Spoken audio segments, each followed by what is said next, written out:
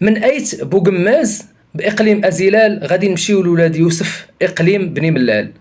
كما تبعتوا وتبع الراي العام القضيه ديال الشخص اللي كان معتصم فوق الشاطو اللي كيبلغ يعني الطول ديالو تقريبا 30 متر، واللي بقى معتصم تقريبا 18 يوم.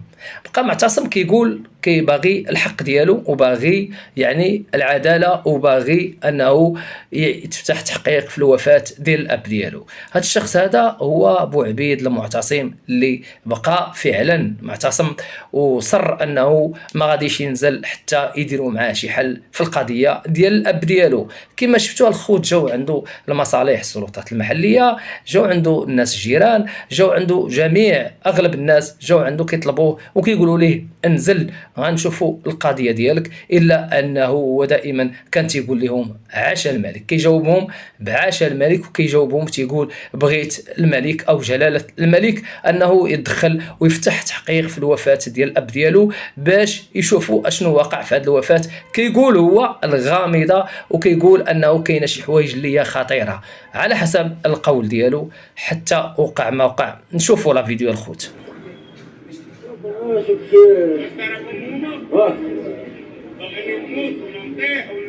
ما تطيحيش ما تطيحي. كما شفتوا الخوت في لا فيديو حاولوا معاه بجميع الطرق وحاولوا انه باش يقنعوه، وقالوا لي شوف حنا راه المصالح السلطات المحليه والوقايه المدنيه وكل شيء غيمشي من هنا، ولكن بشرط انك غادي تنزل من الشاطو، وحاولوا جميع الطرق باش يحلوا المشكل. لكن ان بوعبيد بقى مصر انه يبقى يعني فوق الشاطو، لانه كيقول بانه انا اللي نزلت راه غادي نغبر وما غاديش تبقاو تشوفوني من هنا. يعني هو ما كانش عنده الثقه، الى انه جات اوامر من السلطات او من الوقايه المدنيه انه باش يطلع ويحاول معاه ويحاول يتكلم معه عن قرب، وانه يحاول انه يقنعه باش ينزل، حتى انه فعلا رجل الوقايه المدنيه. ومن هذا المنبر هذا كنشكروا رجال الوقايه المدنيه اللي دائما كيعرضوا نفوسهم للاخطار باش انهم ينقذونا ويحميونا، الى انه كما شفتوا هذا الوضع الخوت انقلبت الامور راسا على عقب، حتى طلع عنده الراس ديال الشاطو.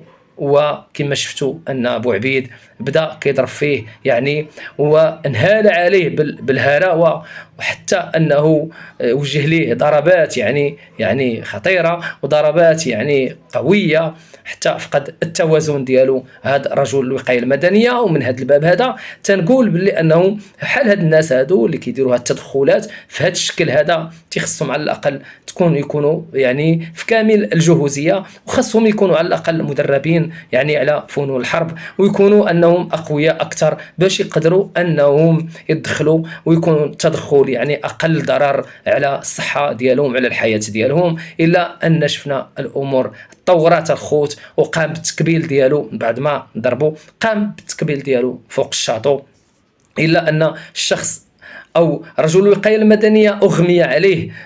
كما شفتوا الخوت هذه الوضعيه هذه الكارثيه اللي عشناها في ولاد يوسف بني ملال. واش نزل واش حيدو ولا حيد. وهنا استمر في الاصرار ديالو انه ما ينزلش رغم المفاوضات اللي كانت معاه، وحتى انه قرر انه ولاح رجل الوقايه المدنيه من فوق الشاطو، وهذا اللي تسبب ليه يعني بجروح خطيره وضربات خطيره على مستوى الجسد ديالو، وتم النقل ديالو على وجه السرعه. دخلت الوقايه المدنيه ونقلوه للمستشفى، الى انه قرر بوعبيد هذا الاخير انه باش غادي يشنق راسو من فوق هذا الشاطو باش ينهي ويوضع حد الحياه ديالو.